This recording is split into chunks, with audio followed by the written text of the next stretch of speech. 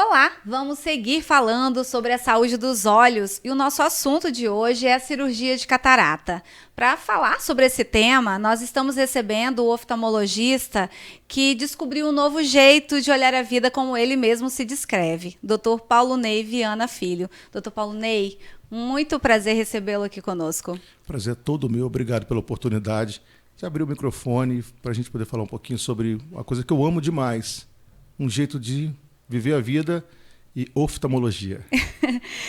O senhor seguiu os passos do seu pai, mas trilhou sua própria caminhada, sendo uma referência hoje na área. Qual a sua história com a oftalmologia? Como começou? Então, começou muito cedo, né? Eu sempre vi meu pai trabalhando. Uma das coisas mais bonitas que eu vi era que meu pai ia aos sábados e ele me chamava para ir à Santa Casa, né? Atender corpo estranho, de pessoas carentes, de fato. Operar catarata de pessoa que não tinha condição. E foi um trabalho muito bonito que meu pai desenvolveu, né, sendo referência.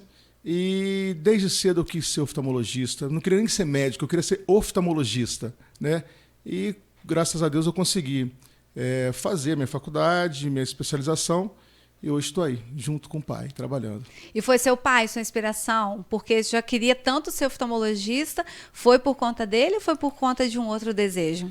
Então, a oftalmologia foi por conta dele, né? Eu sempre achei muito bonito as cirurgias e, de repente, você poder trazer a visão para uma pessoa que está no escuro é um negócio meio que surreal até. Mas eu sempre gostei de ajudar o próximo, sabia? Então, o lance de ser médico sempre foi naquela de querer ajudar o próximo. Eu me lembro, quando eu era garoto, eu estava na missa na catedral, eu tinha uns 12 anos, e uma pessoa teve uma crise epilética e caiu, e eu, naquilo, eu queria ajudar. Eu falei, peraí, o que está acontecendo, né? E ali eu vi que, de fato, era um chamado e eu precisava de seguir os passos do meu pai. E está sendo muito interessante, muito gostoso. Agora, quando a gente começou aqui na introdução, nós falamos que o senhor se descreve como um oftalmologista que descobriu um novo jeito de olhar a vida. Como tem sido essa descoberta? O que foi essa descoberta? Então, na realidade, aí eu vou falar do meu pai, né? Quando eu terminei minha especialização na UFRJ, a pessoa falou, Paulo, volta para Cachoeiro para trabalhar com seu pai. Eu falei, não, eu vou fazer minha residência. Desculpa, quando eu formei na Mescan, né? Quando eu terminei a minha formatura, eu fui para o UFRJ fazer especialização e muita gente falou, Paulo, por que você não fica em Cachoeiro com seu pai e aprende tudo com ele, né? Já que ele é um cara conhecido e tal. Eu falei, não, eu preciso de ter o meu olhar para a oftalmologia, o meu olhar para a vida, né? E naquilo eu fui para fazer a especialização na UFRJ, depois tive um tempo que eu acompanhei um serviço em Nova York, que foi de grande valia para montar a pessoa que eu queria ser, né, o que eu queria trazer para Cachoeiro, e eu consegui. Então, quando eu voltei, eu acho que eu voltei fazendo a oftalmologia da minha maneira, no meu olhar, né? E o meu pai, hoje, se você perguntar sobre o meu pai, ele é um baita de um esportista. Meu pai vai fazer 89 anos e ele anda 30 quilômetros de bicicleta todos os finais de semana. Trabalha até hoje, gosta do que faz, sempre bem arrumadinho, sempre é uma pessoa que ama fazer a medicina. Só que meu pai foi engraçado. Nos primeiros 50 anos, inclusive meu pai falava que quem usava tênis não gostava de trabalhar, né? Então ele só trabalhava e nunca cuidou nem da mente, nem do corpo. E meu pai acabou tendo um problema seríssimo, precisou de fazer uma cirurgia de coração aos 49 ou 50 anos de idade, né? E eu falei, pô, peraí, eu tenho que trilhar algumas coisas do meu pai, mas eu tenho que me desviar de outras. Então, muito cedo eu parti para o esporte. Eu gosto muito de esporte, eu gosto muito de exercício. E também aprendi com meu pai o que fazer e o que não fazer. Então, colocar um tênis no pé, ir para uma academia, fazer um yoga, né, fazer umas viagens, natureza. Eu gosto muito de surfar. Né? Então, mas hoje trabalhar de tênis pode? Eu trabalho. Eu gosto de trabalhar com um sapatinho mais confortável, tipo assim, um esporte fino, alguma coisa desse tipo. Mas se quiser trabalhar de tênis, o negócio é o seguinte, pode. Pode. Agora, além de médico, o senhor é um amante de esportes radicais e de aventura. Que tem tudo a ver com saúde também, né? Como consegue conciliar tudo isso na sua rotina? Eu vi também que o senhor também gosta de música, que já chegou aqui no estúdio já dando uma palhinha. No violão, né? Então, de fato, muitas vezes é até um pouco difícil, porque eu acabo gostando de muita coisa, né? E foi um negócio que até eu hoje faço um acompanhamento até com uma psicóloga, por isso, porque eu gosto de tanta coisa que não sobrava espaço. Né? Então, eu sempre gostei muito de artes marciais, né? Sou faixa preta em jiu-jitsu, né? E gosto de surfar. E foi interessante que eu surfei minha juventude toda e parei.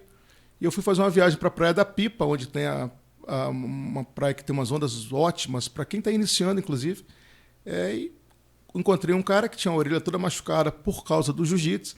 Eu falei, poxa, aonde que é o treino bom de jiu-jitsu aqui? Ele falou, cara, tem tal lugar, eu dou aula de surf. Eu falei, esquece o jiu-jitsu, vamos pro surf. E tinha seus 30 anos que eu não surfava. E peguei e surfei. Não parei mais. Fui para Fernando de Noronha surfar, voltei para a Praia da Pipa, fui para o sul surfar. Então eu gosto. Eu acho que essa interação com a natureza é o tempo que você consegue calar a voz que a gente tem na mente, né? Que eu chamo de serpente tagarela, e é onde você consegue escutar Deus, de fato. E esse também é um novo jeito, né, de viver a vida, né? Eu gosto de fazer yoga, e aí muitas vezes eu procuro o máximo ter uma vida mais tranquila. É um pouco difícil, a gente tem o dia a dia, algum problema com algum filho, com um paciente, com as coisas da vida, mas eu acho que se não fosse essa maneira que hoje eu vivo minha vida, de gostar de andar de skate, e jogo videogame com meu neto, que é um negócio fantástico, né? Então, eu acho que isso me traz muita tranquilidade, me coloca no momento presente.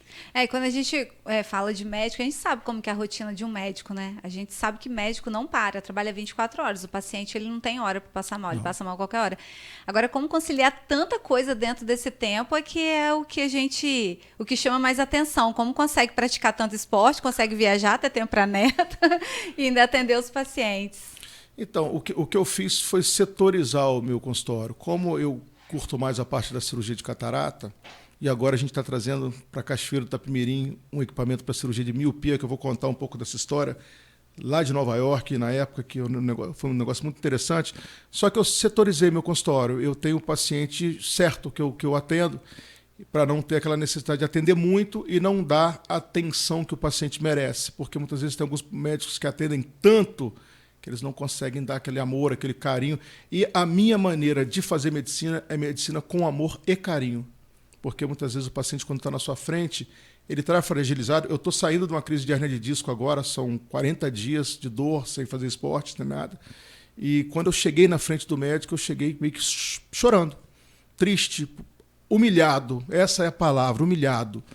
Né? E eu recebi uma atenção e um carinho muito grande, né? Então, automaticamente eu falei, opa, peraí, eu estou no caminho certo. Porque é isso que eu faço com meus pacientes. Só que quando eu virei paciente, de fato, eu estava sentindo muita dor e eu estava indo para um congresso em Belo Horizonte. E eu não pude ir ao congresso, não pude fazer nada mais, eu fiquei de cama mesmo, com muita dor.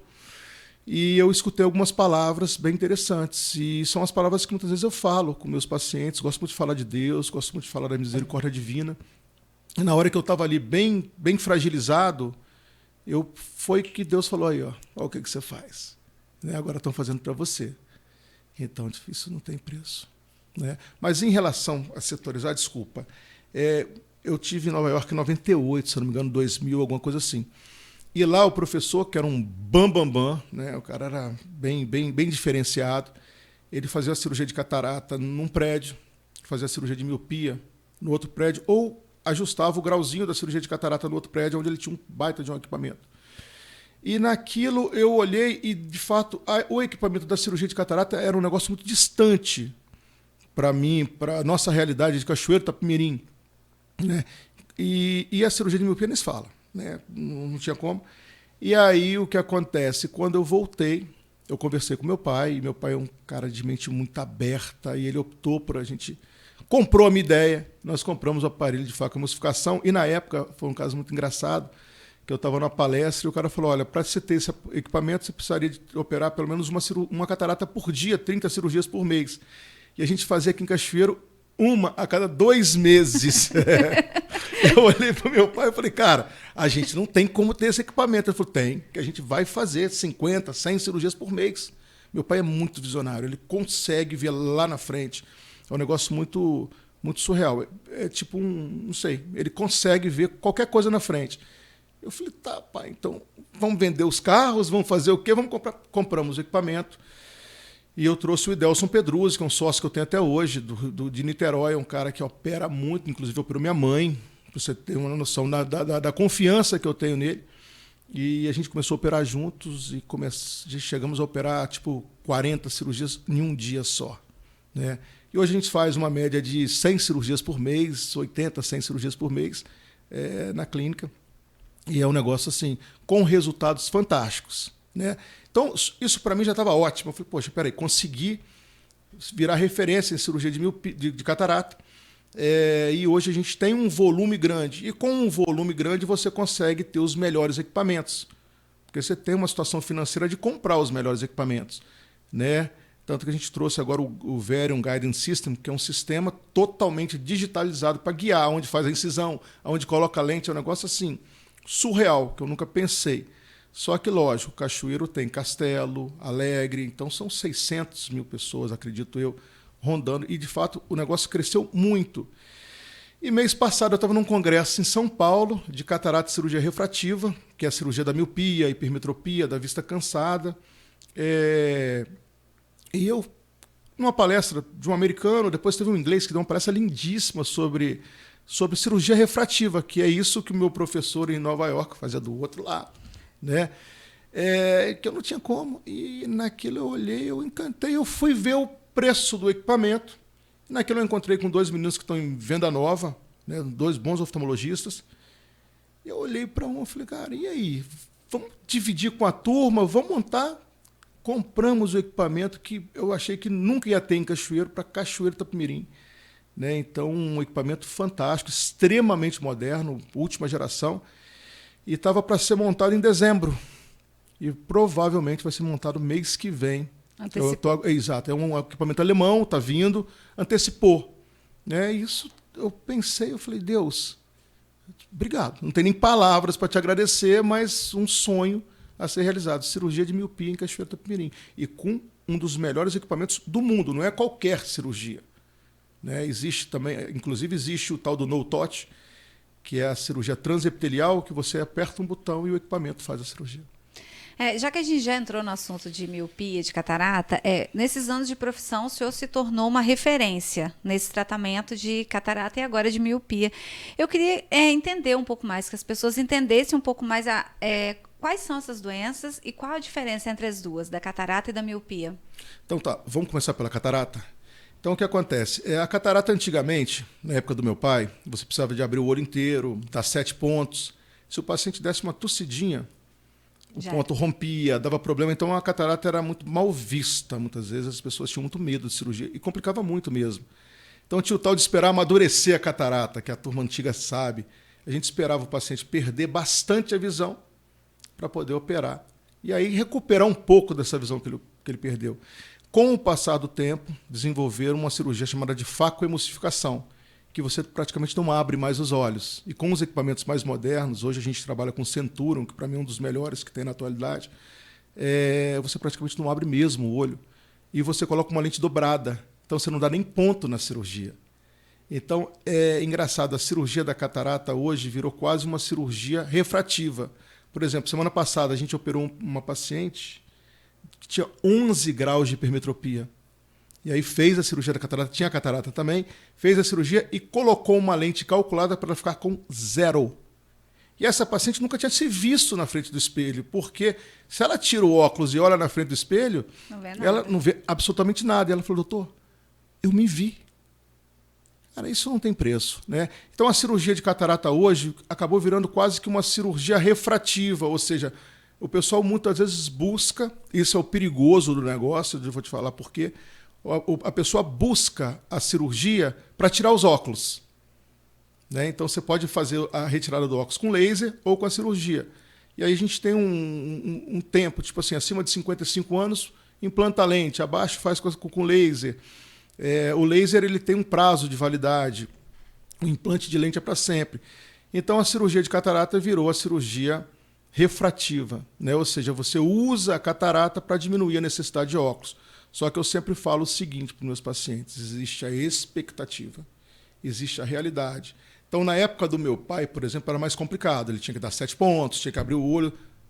Só que o paciente não almejava tanto. E hoje em dia o paciente quer operar e quer ficar sem óculos, né?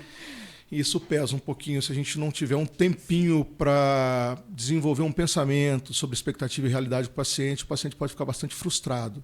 Mas é uma cirurgia que dá belíssimos resultados. Inclusive, quarta-feira, eu acho que a gente tem 22 cirurgias de catarata. De fato, quem operava uma catarata a cada 2 meses e teve um pai maravilhoso que virou e falou, cara, a gente vai operar bastante, pode comprar o equipamento, investe. E, de fato, virou isso. E a diferença para a miopia, qual é? Então, na realidade, a cirurgia de catarata, a catarata começa a partir dos 50 anos, a pessoa vai começando a ter a visão embaçada, né? Começa a ver a visão enfumaçada, muitas vezes limpa o óculos demais.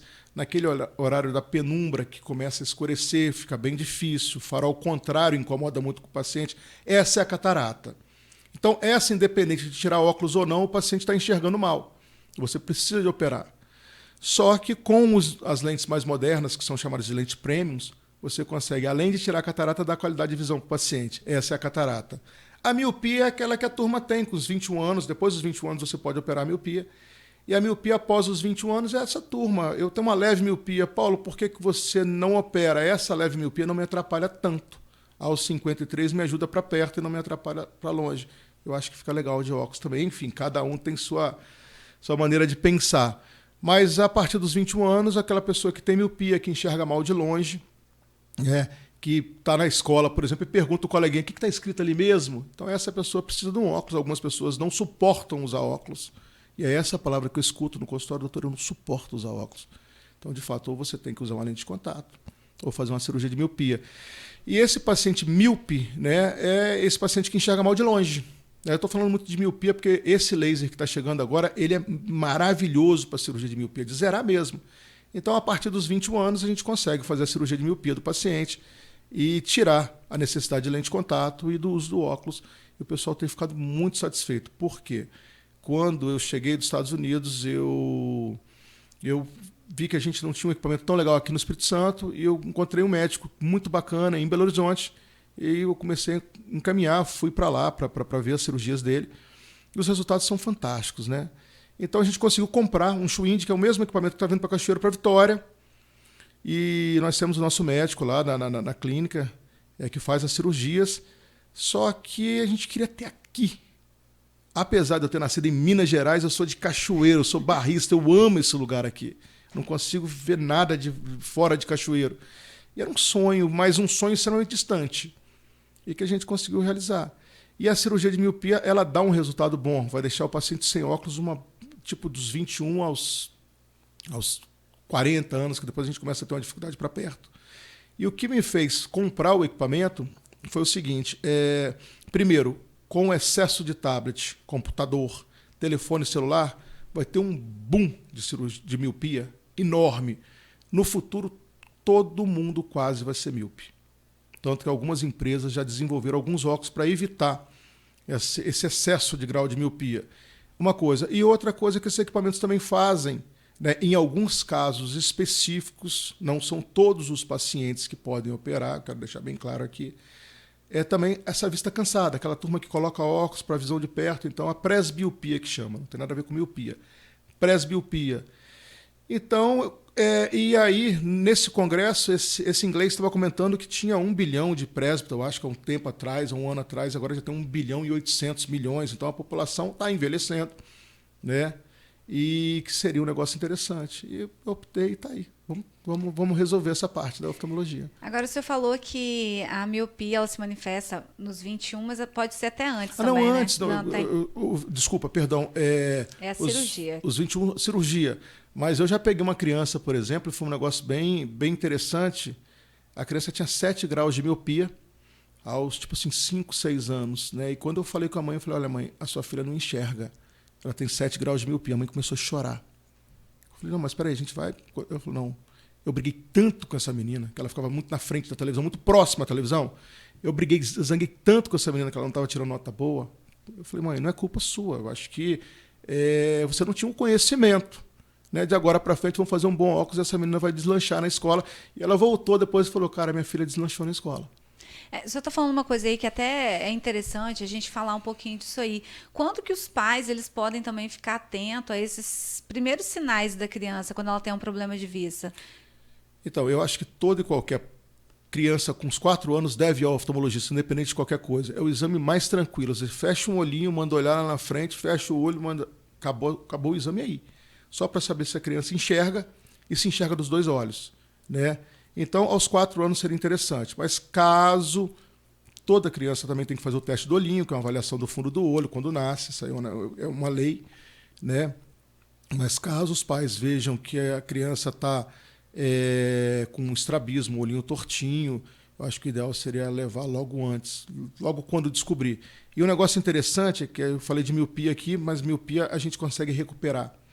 Mas tem um negócio que é muito complicado e interessante. Parece que não, mas eu vejo muita gente. Existe uma coisa que quando você tem hipermetropia, que é ao contrário da miopia, que é um grau que dá uma dificuldade. Quando você tem muito grau em um olho e pouco grau no outro, o olho de muito grau ele não se desenvolve.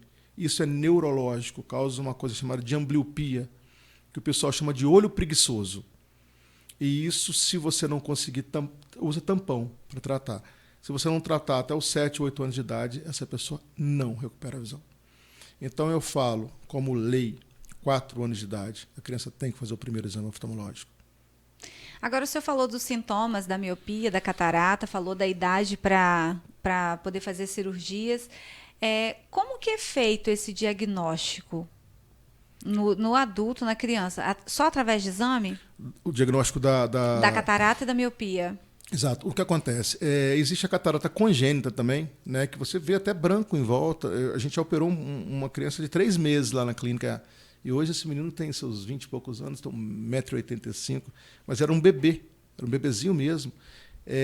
Então, dá para notar, e muitas vezes tem dificuldade com colaridade.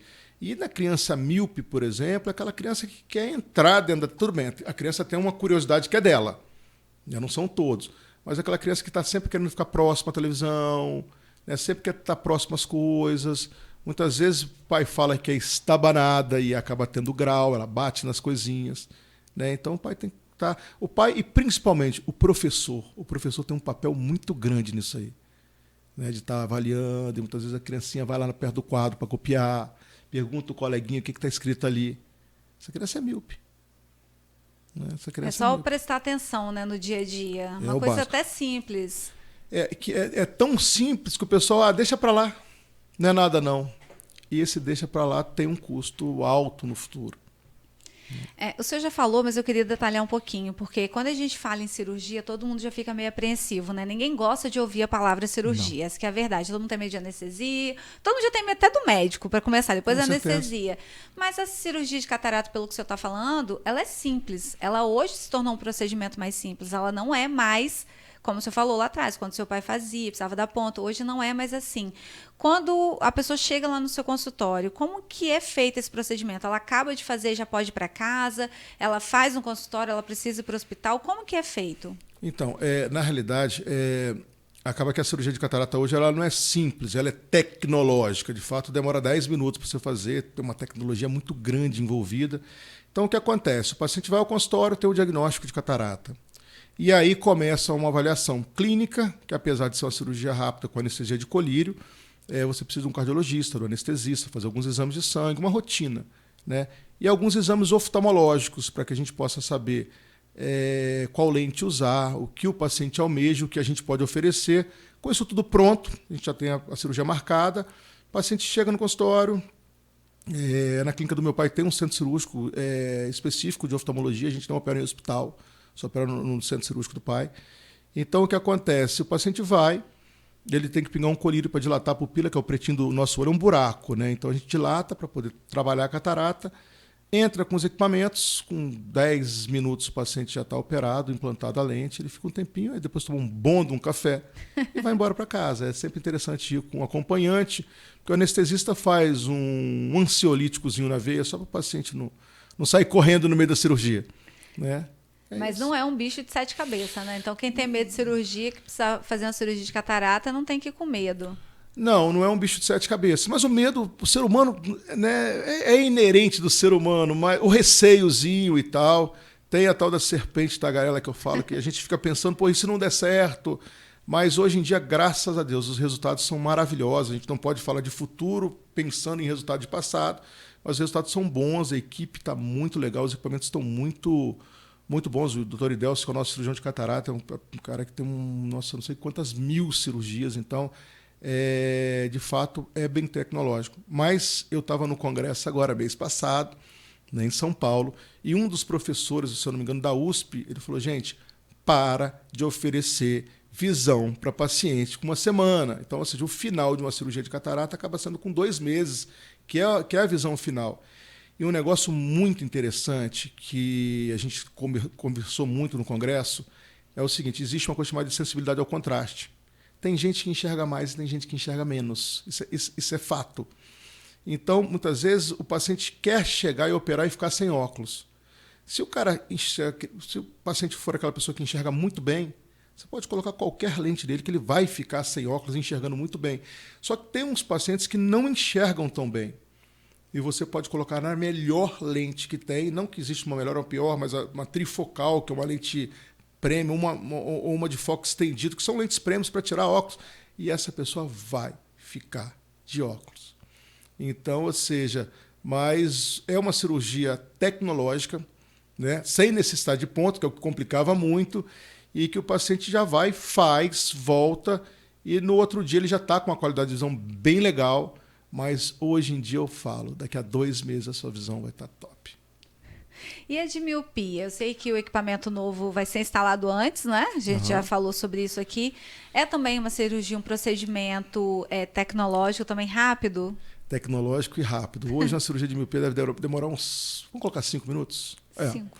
Rápido. E hoje tem esse equipamento, esse Schwind, ele faz uma cirurgia que você praticamente não coloca a mão no paciente, que é no touch, ou seja, você aperta um botão e o equipamento faz a transepitelial, o equipamento faz tudo, mede e faz a cirurgia. Aí me perguntaram, Paulo, e aí, você comprou o equipamento, você vai começar a operar? Eu falei, mas eu tenho que passar pela curva de aprendizado. Ele falou, olha, com esse equipamento não, você vai apertar um botão e ele vai fazer. Tudo bem, até apertar esse botão, existe uma série de exames complementares antes para a gente saber, porque não é todo, eu tenho miopia, então eu vou operar, peraí. Aí você tem que fazer uma tomografia da córnea, ter algumas noções, né, do olho do paciente, e aí sim saber ou não se o paciente tem condições de operar, porque quando você fala em cirurgia de miopia, você está falando de uma meninada de 21, 22, 23 anos, que tem toda uma vida pela frente. Então eu costumo dizer o seguinte, o paciente só tem 2 opções de ficar. Ou ele fica excelente ou ele fica excelente, não tem a terceira. Então e hoje em dia o mundo está muito acelerado. E essa turma quer dirigir, quer fazer esporte, quer entrar em tablet, quer estudar até mais tarde, quer morar fora. Então, ou seja, eles não podem ter a visão como limitação, né? Então é um negócio que, apesar de muito tecnológico, tem muito estudo até você chegar e falar, até você apertar aquele botão, né, que de fato o equipamento é formidável, de fato isso aí é um diferencial do equipamento, que deixa a gente muito feliz, mas até apertar o botão tem muita engenharia, tem muita coisa, tem muita tecnologia por trás. Isso é que me deixa feliz.